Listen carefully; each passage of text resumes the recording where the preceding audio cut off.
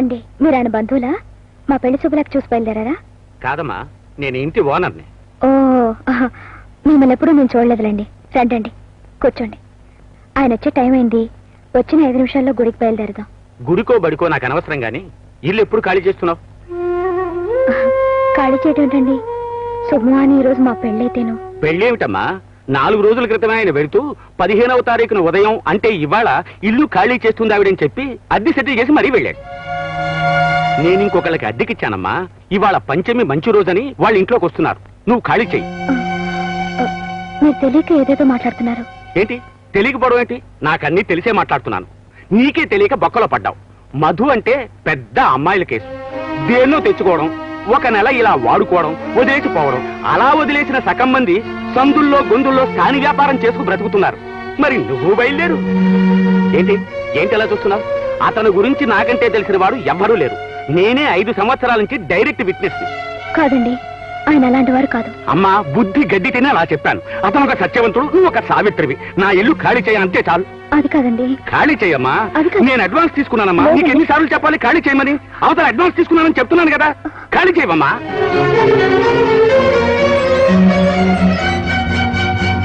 ప్రసాద్ గారు, ప్రసాద్ గారు, ప్రసాద్ గారు. సామాన్ వదిలిపెట్టిపోయారు. అద్దె కొంపలంటే వెళ్ళేస్తాం అనుకున్నారా? మళ్ళీ నువ్వు ఎందుకు వస్తున్నావు? రాకూడదు. రాకూడదంటే రాకూడదు అంతే. నీ గుడ్డలు తీసుకెళ్ళి వెళ్ళిపోవు. ఇంకా ఎక్కువ మాట్లాడేవా నేను పోలీస్ రిపోర్ట్ ఇవ్వాల్సి వస్తుంది.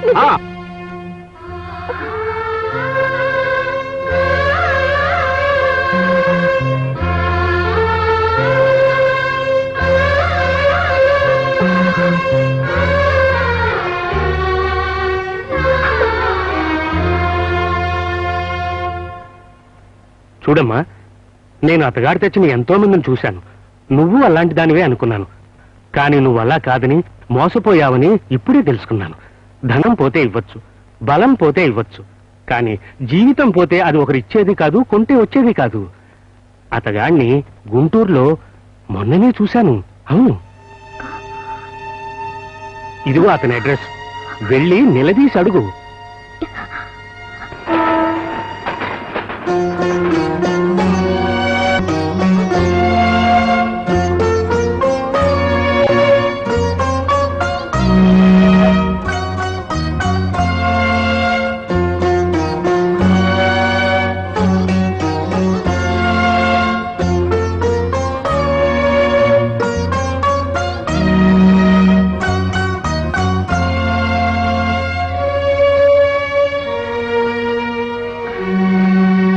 ఎవరు? మధుబాబు గారు ఇల్లుదేనండి. అవును, ఏ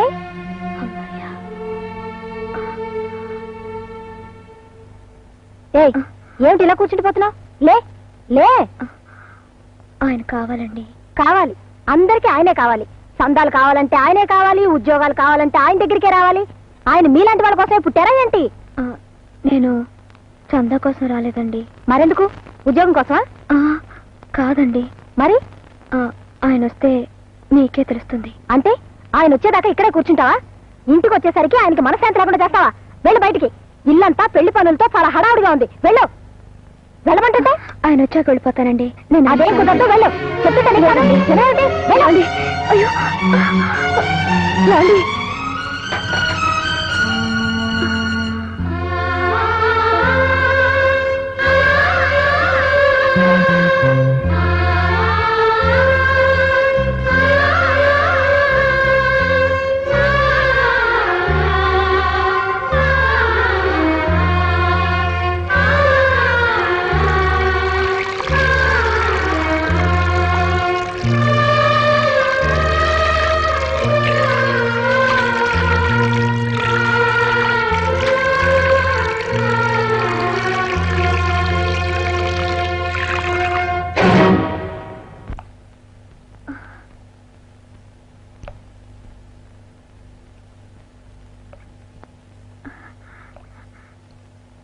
ఏమండి?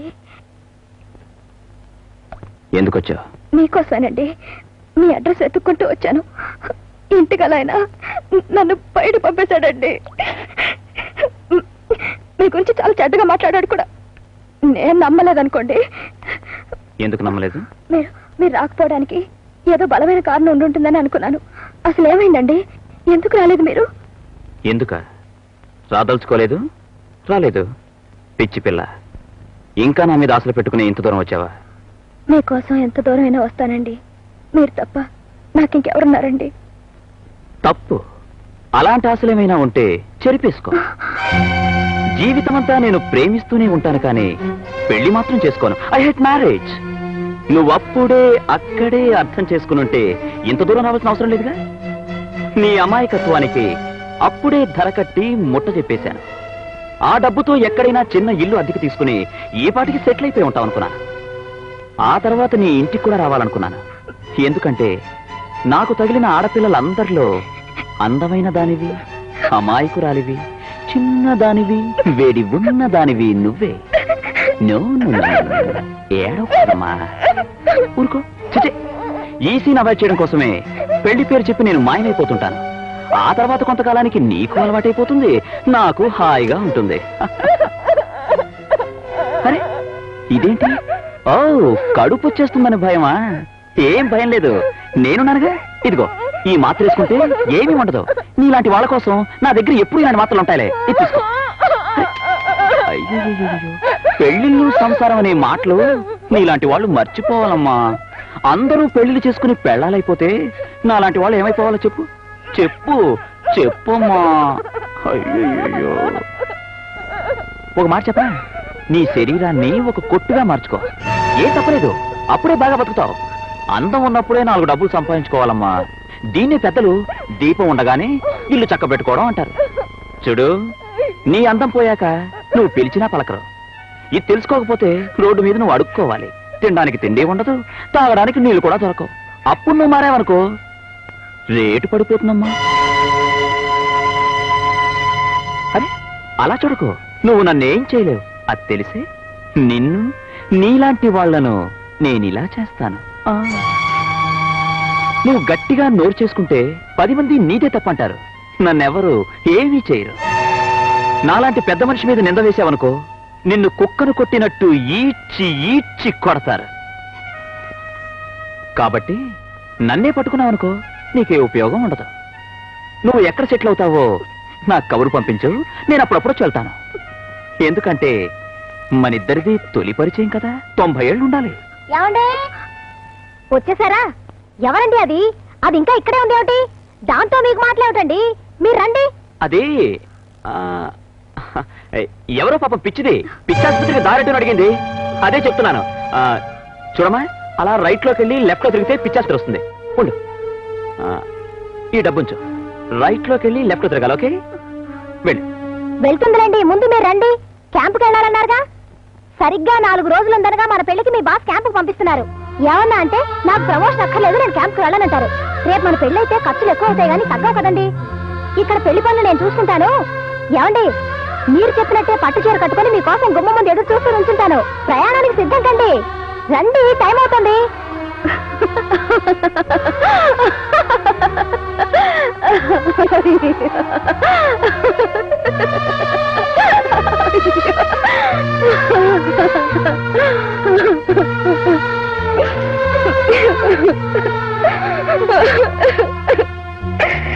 పాప నువ్వేనండి, పిచ్చి చాలా ముద్రిపోయినట్టుంది.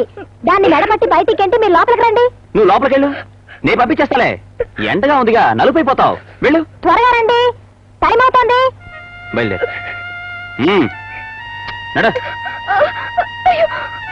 Out, get out. ఐసే వెళ్ళు, వెళ్ళమంటుంటే వెళ్ళు. ఏంటండి, ఏంటి కదా, ఏమైంది? పాపం పిచ్చిదనుకుంటాను. ఎవరో వాడేసి వదిలేసి ఉంటారు. చూస్తుంటే జాలిగా ఉంది, కానీ మనం మాత్రం ఏం చేయగలం? We are family members. వేల మీద జారేంటండి, బరి తెగించిన వాళ్ళు. పాపం ఇలాంటి తెలుగింటి ఆడపడుచులు ఎంతో మంది ఉన్నారు. వీళ్ళని చూస్తుంటే ఐ కాంట్ బేర్ ఇట్. తీసుకెళ్ళండి ప్లీజ్. ఏమండి, నాకు పోలీసులు అంటే భయం అండి. వాళ్ళకి నన్ను అప్పగించకండి, మీకు దండం పెడతాను. వాళ్ళు వెళ్ళిపోయాక నేనే వెళ్ళిపోతాను. అయ్యయ్యో, నేనేం చేయగలమ్మా? నిన్ను చూస్తేనే నాకు జాలిగా ఉంది. తీసుకెళ్ళండి సార్, తీసుకెళ్ళండి ప్లీజ్. వెళ్ళమ్మా, ఎంక్వైరీ చేయండి. ఏదైనా సాయం కావాలని నేను చేస్తాను. తీసుకెళ్ళ వద్దండి. పోలీసులంటే భయం. కొట్టదు